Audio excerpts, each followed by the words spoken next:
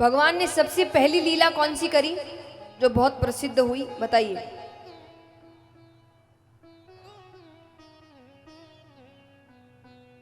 भगवान की सबसे पहली लीला कौन सी थी? माखन चोरी। कि प्रथम करी हरि माखन चोरी, ग्वालिन मन इच्छा पूर्ण कर आप भय ब्रज खोरी। प्रथम करी हरि माखन चोरी। अब यहां भगवान दोपहर का समय घर पर बैठे हैं। भगवान को लग रहा है कि लीला बहुत ही रसमयी लीला है, सबको बड़ा आनंद आएगा।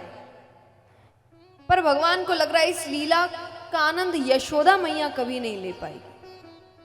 उन्हें तो हर वक्त उल्हाने सुनने को मिलेंगे, तुम्हारे बेटे ने ये कर दिया, तुम्हारे बेटे ने वो कर दिया। तो ऐसा क्या करे कि इस लीला के पहले दर्शन ही यशोदा मैया करे।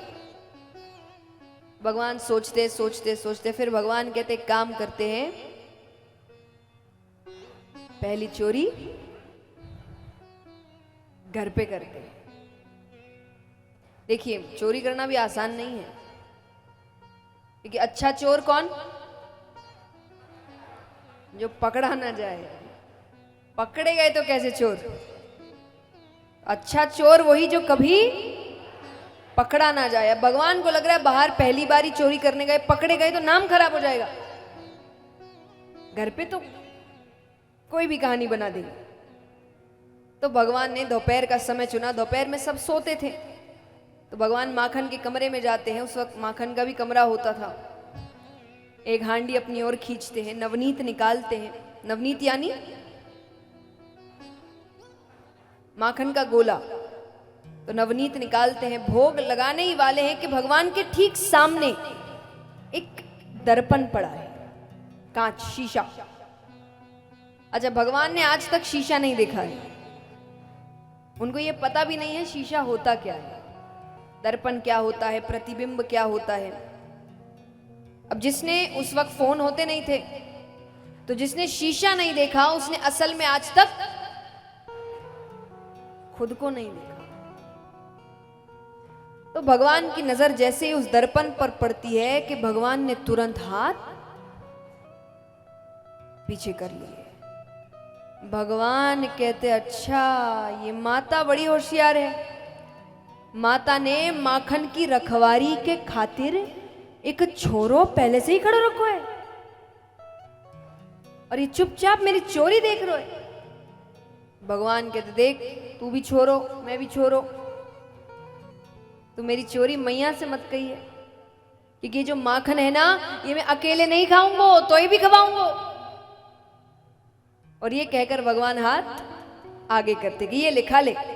अब भगवान ने हाथ आगे किया तो उस प्रतिबिंब ने भी हाथ आगे किया। भगवान के हाथ में माखन तो उसके हाथ में भी माखन। भगवान कहते अच्छा अब मेरी आत्मा ठंडी है गई। मैं सोच रहा तो मैं ही एक चोर हूं, पर तू तो मेरे से भी पक्को चोर निकलो, तेने पहले से ही माखन ले रखो है। भगवान कहते कोई ना, चोर चोर मौसेरे भाई, तू मेरी चोरी मत कही है, मैं तेरी चोरी नहीं कहूंगी। अच्छा, यशोदा मैया पीछे से ये सब देख रही है कि कैसे भगवान कांच के सामने अपने आप से, उनको बहुत प्यारा लग रहा है। जब भगवान की बातें खत्म हो गई तब यशोदा मैया ने आवाज लगाई कन्हैया। भगवान डर गए। यशोदा मैया आते, अरे कन्हैया किससे बातें कर रहा है, और यहां क्या कर रहा है, तुझे यहां क्या काम, माखन चाहिए तो मुझे कहता।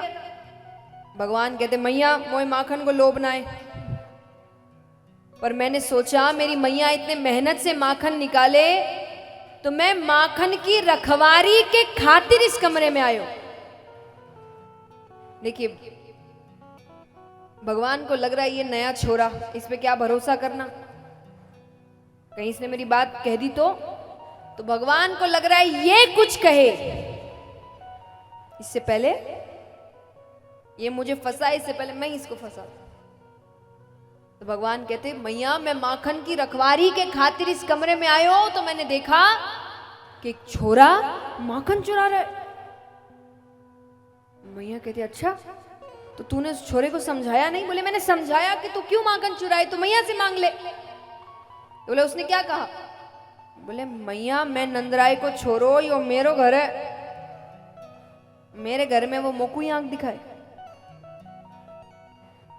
भगवान कहते अच्छा कहाँ है वो छोरा, दिखा तो। भगवान यशोदा मैया को लेकर आते और कांच के सामने खड़े करके दे दे के छोरो।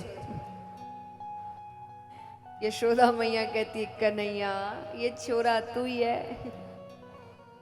भगवान कहते मैं कैसे? यशोदा मैया ने भगवान को गोद में उठाया। भगवान ने अपने आप को नहीं देखा, यशोदा मैया को तो देखते ही है रोज। तो उन्होंने कहा कि देख मैंने तुझे गोद में उठाया, उसकी माता ने भी उसे गोद में उठाया, पर उसकी माता का चेहरा और तेरी माता का चेहरा एक कैसे? भगवान भी थोड़ा सोच में पड़ गए। यशोदा मैया ने कहा इसको हम दर्पण कहते हैं, इसमें हम अपना ही प्रतिबिंब देखते हैं। अब ये समझाने में दर्पण क्या होता है, प्रतिबिंब, बच्चे तो सवाल बहुत करते हैं, ये तो ये क्यों, वो तो वो क्यों। इस सवालों के चक्कर में यशोदा मैया भूल गई कि अगर दर्पण के सामने खड़ा था तो फिर असल में चोरी करने कौन आया था, वो भूल गई। और यशोदा मैया की एक आदत थी, भगवान तो रोजाना कोई ना कोई लीला करते थे, और जब भी भगवान ऐसी कोई हरकत करते यशोदा मैया उनको गोद में उठाती और पूरे ब्रज में हर घर जाती और सबको जाकर कहती अरे आज कन्हैया ने इतनी प्यारी हरकत की है। तो यशोदा मैया बस निकल गई तो भूल गई। पर यहां भगवान की पहली कोशिश विफल हुई, भोग नहीं लगा पाए ना। भगवान कहते चलो कभी और कोशिश करेंगे।